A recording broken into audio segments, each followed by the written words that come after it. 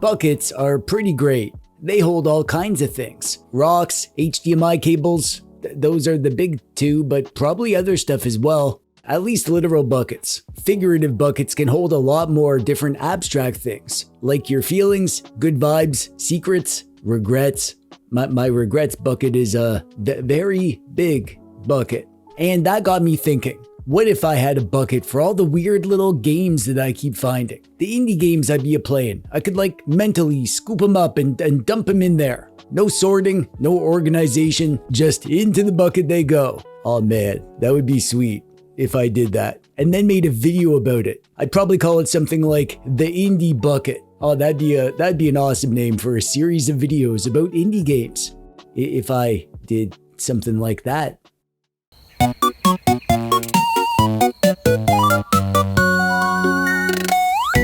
Welcome to the Indie Bucket. Those who know me well know two things about me. One, I once tried to befriend the raccoon in my backyard, and I did. And it got very, very weird. And two, I am completely addicted to indie games right now. I keep buying them, I keep playing them, like way too many of them. I have a problem, and I am not willing to address it.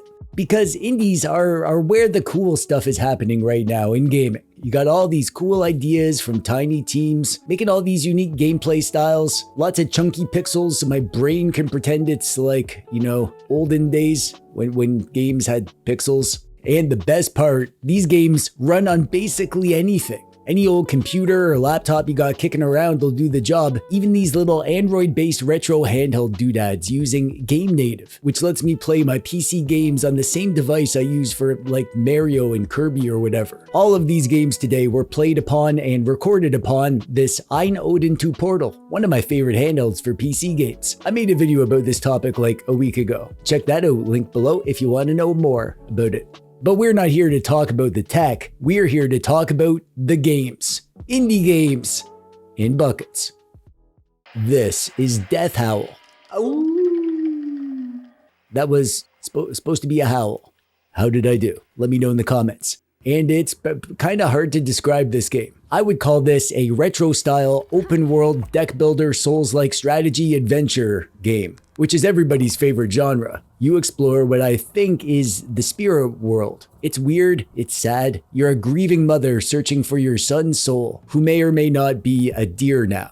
I'm still processing that. You wander around finding clues to advance the story, and then you run into these little encounter zones with corrupted woodland animals, and you gotta fight them. Combat is grid-based, so positioning matters, but it's also a deck builder. You build a deck of cards which are your attacks and abilities. And during the fight, you draw a hand each turn, and that's what you can do in the fight. Some cards combo together, like building up shield and then playing attacks that benefit from your shieldy power. It's smart. It makes me feel smart, even though I suck at the game, and then feel dumb again. As you explore, you gather materials to craft new cards, and there are these stone circles that act like bonfires. So that's where you can rest, and when you do, the enemies respawn. Souls-like style. It's got this really nice, simple pixel art. The music and the sound is great. It's super moody. The whole thing feels like a strange, sad dream by an old computer.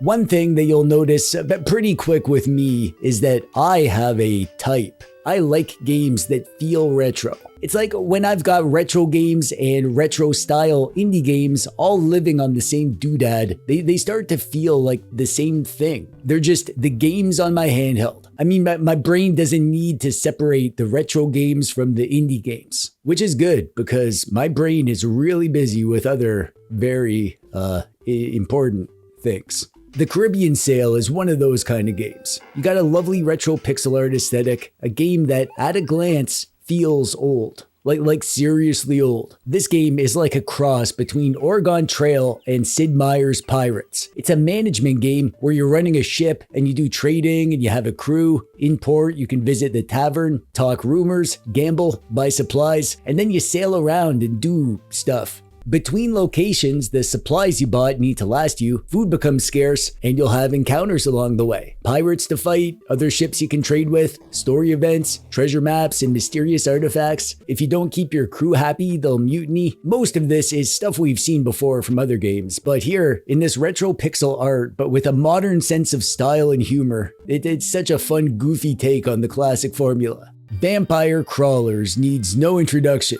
but it's my job to tell you about the game, so I'll do it anyways. This is Vampire Crawlers, the latest game from the developer of Vampire Survivors, set in the same world as Vampire Survivors, same characters, same powers and enemies and weapons, but this time it is a first-person dungeon crawler deck builder game. And like Vampire Survivors, it's familiar but fresh, it's fun and flashy, simple and mindless, and I am seriously addicted to it. Like yesterday I was playing this so much I forgot to eat, and I had leftover pizza in the fridge, so you know it's good. The premise is pretty darn simple. You pick your guy and you venture out into various locations. The game is first-person dungeon crawler style, so you walk around the map like an old PC RPG. You know, you find items and chests or whatever that have fun stuff in them, like upgrades and buffs, and you start the run with a base deck of cards, but as you defeat enemies and level up, you get more cards for your deck. The cards are all the same kind of power-ups and weapons that you remember from Vampire Survivors, but here you play them as cards from your hand, as like attacks. The order you play the cards in becomes important because you can kind of combo them up to unleash huge multi-cards attacks all at once if you do it in the right way. The cards themselves can be upgraded and improved too. Just like Vampire Survivors, there's a ton to see, tons of levels and unlockables, and just like Vampire Survivors, I can't stop playing. Seriously, someone stop me. I'm begging you. Have you ever wanted someone to make a new game in a retro pixel art style that is a throwback to the old top-down Grand Theft Auto games, like GTA 1 and 2? No? Well, you're stupid. Because someone did. They made Shakedown Hawaii, and it's really good. This is made by the same developer who made Retro City Rampage, which was kind of like an 8-bit Grand Theft Auto game, and Shakedown Hawaii is like a 16-bit successor. So I guess you could call it a sequel, if you wanted to. Which I do, and I did. This game is really retro feeling. Not just the graphics, which are freaking amazing, with some of the most pristine, readable, high-quality pixel art that I've ever seen, and not just the gameplay, which is simple but effective. It kind of feels like something from the SNES era, with simple, streamlined arcadey controls, but with a precise modern feel, and not just the sounds and music, which all sound like they're pumping out of an old 16-bit console sound chip, and not just something about the menus. I forget what my point was. I don't know. I mean, do I really need to explain this? It's just Grand Theft Auto. If it was made for an old retro console, it looks like this. What you see on the screen, that's what it looks like. You can play the single player where you do missions and there's a goofy over-the-top story, or you can just go into free roam open world style and just cause mayhem. You steal cars and run people over, kill people. It's ridiculous and fun, and exactly what I need in my life sometimes. And by sometimes, I mean all times. Sometimes.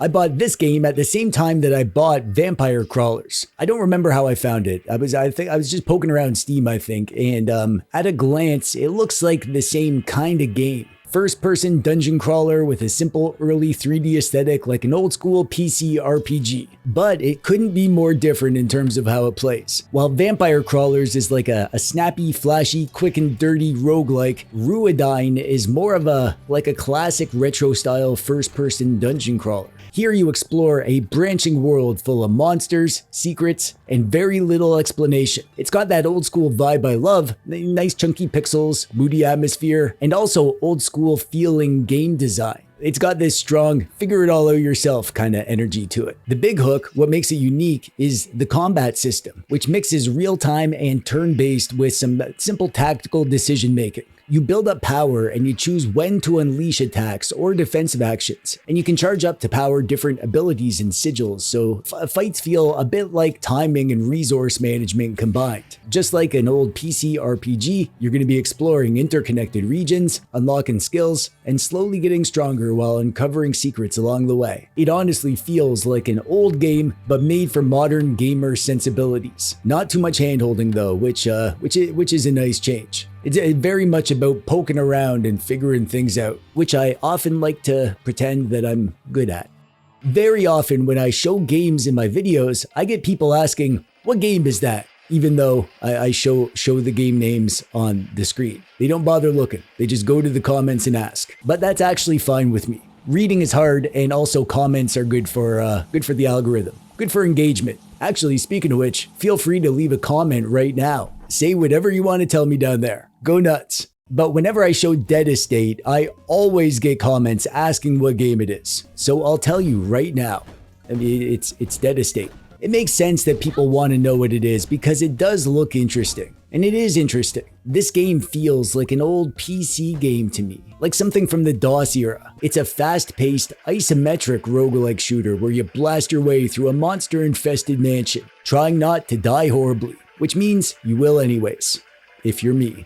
You start out by picking your character, and you climb randomly generated floors packed with enemies, traps, bosses. Along the way, you grab a ridiculous mix of weapons and items that can make your run powerful, or completely fall apart. It's got lovely high-quality pixel art and a great vibe and overall mood. It's like a spooky B-movie Halloween kind of feel to it. It's chaotic and satisfying, and it's got that addictive roguelike loop where you die, and then you immediately want to dive back in, and then you die again, and you go in again, and you die again, and convince yourself that you're having fun. I didn't think about how many games I was going to show, and now I realize that the video has gone on for a bit, and I feel like this is a good time to stop. And also, I'm kind of sick and my throat's sore, and I've been talking a lot, so there's that. But I've only shown 6 games, and 6 is a terrible number. 7 is a way better number. So let's do one more. Haunted Lands is a brutal, retro-inspired action platformer that feels like it crawled out of an angry 80s computer. Honestly, this game is brutal. You pick from a roster of characters, each with their own playstyle, and you fight through deeply unpleasant haunted places packed with cultists and monsters that you kill with some of the crunchiest, most violent blood and death animations I have ever seen in a pixel-based game. It pulls a lot from old school stuff like Castlevania and Ghosts and Goblins, but it also looks like an old DOS game, like the original Duke Nukem games or whatever. It's got satisfying tight movement and a difficulty level that does not care about your feelings. This game is tough, man. There's lots to it though. There's items to improve your character, the levels are big and full of secrets, tougher enemies and bosses that are even more punishing. It's fast and it's violent, and it feels like a love letter to those old brutally hard retro platformers that want you dead. At no point in this video did I show you an indie game that doesn't look like an old school retro game, which goes to show you how biased I am and how you shouldn't trust me to give you a balanced spread of games that cover different styles and genres, because I'm obviously not to be trusted. Maybe for future episodes I'll branch out into some modern looking games that don't look like they're running on ancient dusty hardware, but today you've just received a proper dosage of crunchy pixels and retro charm that should satisfy you for a little while, at least until tomorrow, when like 10 new indie games come out every hour. Man, there are like too many to keep up with, both in terms of my backlog and my credit card statement. I mean, my mom's credit card statement. But I honestly love trying out indie games, so I hope that this series gives me like an outlet to share them. I mean, I'm buying them, so at the very least, showing them in a video will make me feel a bit less guilty. Or maybe it'll just enable me and I'll buy twice as many. That's probably just as likely. Once again, all these games were running using Game Native, played and recorded on my ODIN 2 Portal Retro handheld. If you're interested in one of those, I'll include a link below, and also check out my latest Game Native video if you want to know all about this topic. Also linked below. And I'm always on the hunt for more games, so if you have indie games to suggest that I check out, especially retro style games, pretty please leave them in the comments. If you want me to make more videos like this, you can tell me that down there too, and I might. If you want more guides and tutorials on how to get this stuff running on your Android handhelds, let me know that. And if you hate me in my videos and want me to shut up my stupid face, let me know in the comments. And that's it from me for today. Click the thumbs up button if you like the video, subscribe if you haven't, notifications, something YouTube stuff. I'm TechDweeb, thanks for watching, bye bye.